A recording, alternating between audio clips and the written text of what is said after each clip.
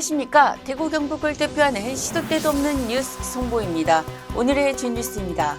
올해 장마는 밤에 폭우가 쏟아지고 아침에 잦아드는 야행성 폭우라는 특징을 보입니다.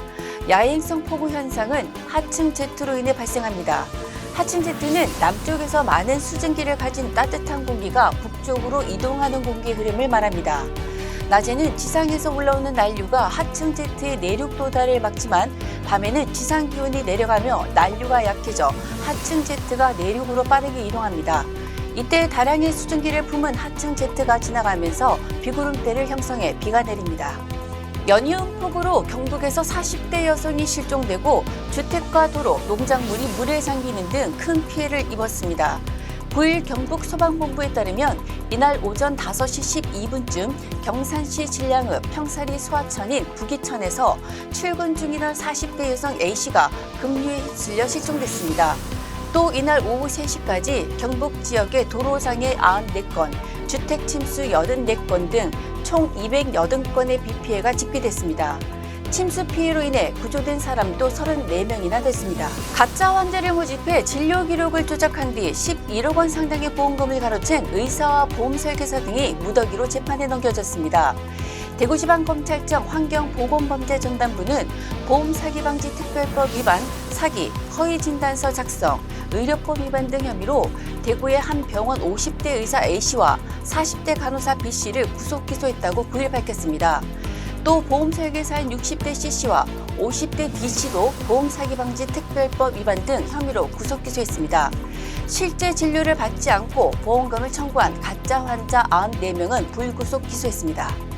대구시가 파워풀 대구 페스티벌을 내년부터 다시 공공기관에서 맡아 진행하는 것을 추진하고 있습니다. 대구시 관계자는 일반 축제와 달리 대규모로 시민이 참여하는 거리 행사이다 보니 행정력이 동원되면서 민간 참여가 필요한 부분이 있다. 그래서 좀 더 체계적이고 조직적으로 하기 위해 관련 내용을 검토하고 있다고 말했습니다.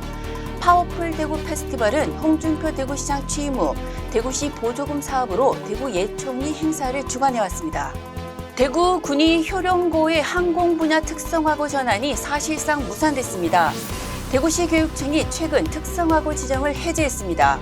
경북도 교육청과 군의군은 지난 2020년 3월 일반고인 효령고를 특성화고로 지정해 항공 특성화고로 전환하는 방안을 추진해왔습니다.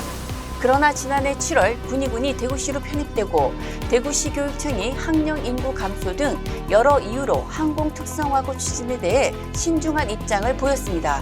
윤석열 대통령이 9일 한덕수 국무총리 주재 국무회의에서 의결된 순직해병특검법 제2요구안을 제거했습니다.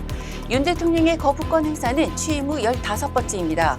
대통령실은 공지를 통해 8일 발표된 경찰 수사 결과로 실체적 진실과 책임 소재가 밝혀진 상황에서 야당이 일방적으로 밀어붙인 순직해병특검법은 이제 철회돼야 한다고 밝혔습니다.